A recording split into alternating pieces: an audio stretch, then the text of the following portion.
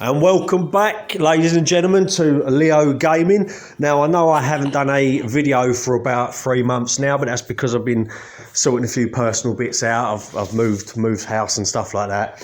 But yes, this is my first video for a few months now, and it's going to be a review on, a bit late, but a Planet Coaster Console Edition on the Series X.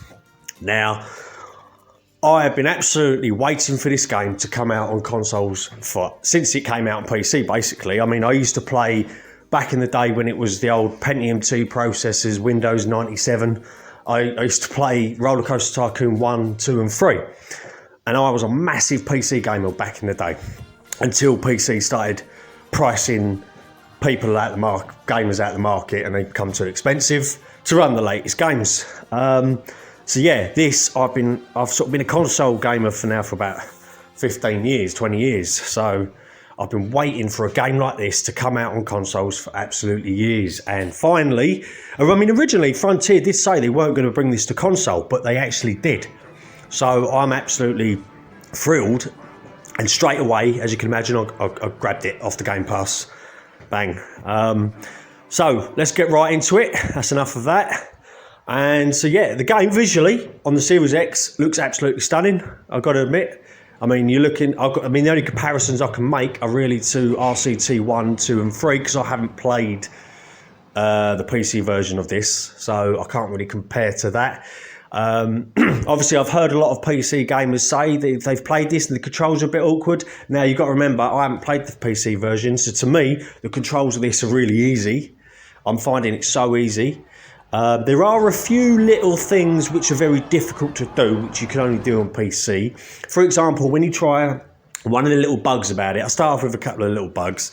One of the little bugs about it is when you try and raise and lower an item or an object, where the little reticle is in the center of the screen, if you're trying to raise and lower it in a certain spot on the ground, but then because the reticles, you have to have the camera angle right, because if the reticle's over a bit further over in the distance, the object will suddenly shoot off to over there when you start pressing X to raise and lower it, which is such a pain in the ass, because you're fiddling about constantly trying to get the camera angle right. But then again, that is because it is a console edition, so there are going to be some little glitches on the sort of console version like that. But that's really one of the very few little annoyances that you get with this. Apart from that, the actual freedom you get is very close, I would imagine, to the PC version. And Frontier have done an absolutely fantastic job of porting this over. I mean, I'm a fan of Frontier games anyway. Obviously the RCT 3. What's the other game I got? Jurassic World Evolution. I played that as well. I mean, to be honest, I still think that Jurassic World Evolution was a test to see whether they could get that sort of game over onto console. I think they did that as a precursor to Planet Coaster, and whether they would decide whether or not to put it on console. That's my personal opinion. Whether it's true or not, I got no clue, but that's what I think. So yeah, as you can see, this park I'm doing right now, this was just like a little, I was trying to go for a little fairy tale theme, sort of Bavarian fairy tale theme. So as you can see, like the buildings I've put down, I mean, these aren't custom built buildings. I've got these off of what you call the Frontier Workshop, which is similar to the PC Steam Workshop, where everyone downloads their creations onto the sort of internet system, the online system, where everyone can sort of download it themselves and use it. So yeah, these are all, nothing's custom built. The only custom built things are the coasters, the actual tracks and the scenery, where I've placed the scenery around. I do find that with this game, I'm very good with natural scenery. I don't like the fake stuff, you know, like the sort of the deliberately, purposely cut trees that you get and bushes. I like the natural stuff. I feel like I'm very good with that. And making the scenery look realistic and stuff like that. I'll go for a more realistic look on stuff rather than... I mean, this is what's great about this game. It's the creative freedom you've got. You can either do something completely wacky, like, I don't know, build a coaster that goes 500 foot high, or you could be realistic, which is what I like to be. So yeah, I mean, in terms of the AI of the peeps, the characters, so far you don't really pay much attention to them. The only time you really pay more attention to them is when you're sort of just having a bit of you're admiring your work sort of thing, and you just like to see the peeps sort of walking around. I do find that with this game, I spend more time. I mean, I was playing it the other day. I spent, out of 5 hours of playing it, half an hour of that was building a ride. The rest was scenery. It's mad, but you enjoy it. And I find this game really relaxing. This is such a good game to relax to after a long day's work. I just find it such a relaxing game.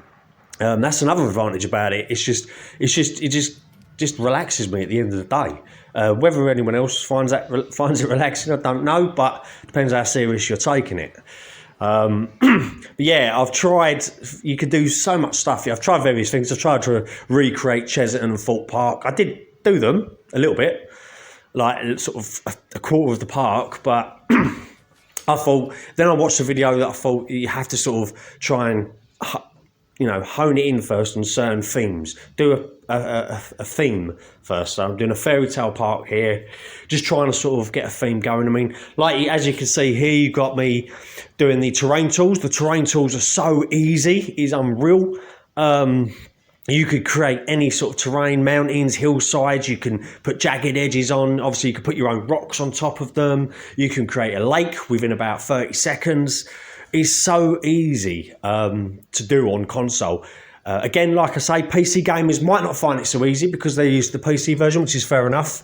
I mean, I've watched so many videos over the years of PC gamers and their channels on YouTube, sort of playing with this game.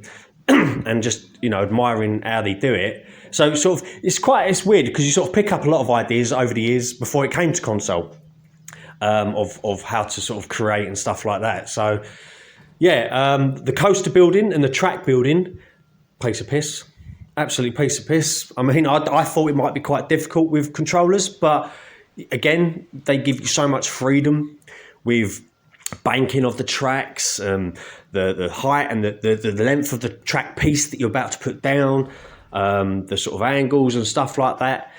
I do find it easy with controller. I found it so easy. I mean, I've created some nice stuff with this. So yeah, it's as you can see visually, again, it is a fantastic looking game. So it's what everything you want in a theme park builder. So I absolutely love it. In terms of the sort of themes you get all the themes. You get your Wild West, you get your desert, you get your fairy tale themes, you get your silly themes like Christmas themes and stuff like that, and your natural themes, and it's all in there. Obviously, I've downloaded I've downloaded all the DLCs actually, because I know the vintage pack and the World Fair pack have just come out, which I downloaded. I've got the spooky and the adventure packs.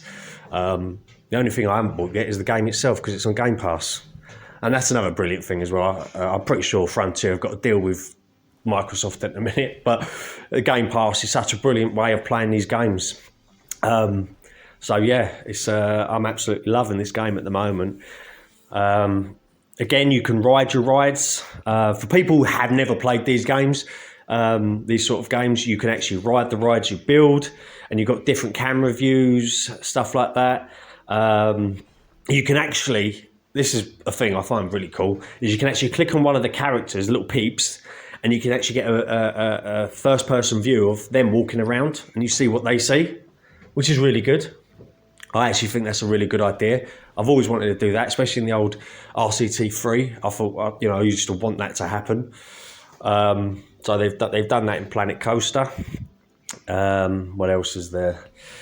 To be honest, it's such a self-explanatory game. A theme park builder is a theme park builder. I've only got good things to say about this. The only bad things were the things I just said at the start about the raising and lowering of objects. Everything else is actually pretty. There's no faults with this. Yeah, I don't find any faults. There is a slight blurring though when you zoom out a little bit and you see birds flying over. There's sort of blurring effect, but I just think that's just it's minor. Again, very minor. As you can tell, I'm trying to find things wrong with it, but I can't. I'm really struggling. What else is there? So yeah, you've got obviously on the standard, you've got your general career mode, which I haven't used. For some reason, the career mode don't feel as inviting to me on this game as the old RCT games. I don't know why. I think it's because on you can access sandbox so easily, and it is more fun playing the sandbox on this. On the old RCTs, I used to prefer just playing the career mode, sort of the challenges, whereas this, I prefer sandbox. I think it's because of the creative freedom you get on this. It's much more fun to do the sandbox. So yeah, you get career mode where you got to do certain little tasks and try and, complete some goals and work your way up to become, Coaster King, I think it was, or whatever it is. And you've also got challenges where you can set your own challenges, decide on a theme like a deciduous park, an alpine park, a desert park, and then set your own challenges. So basically create a scenario thing. You've got the Frontier Workshop, which I've already touched upon. Again, where you can make a creation. So this is what's great about this game as well. You can do a creation yourself, and you can actually pick which parts you want to save and which bits you want to. So if you make a creation out of different objects, you can select the whole thing, save it, and then upload it to the workshop for other people to use, which is brilliant.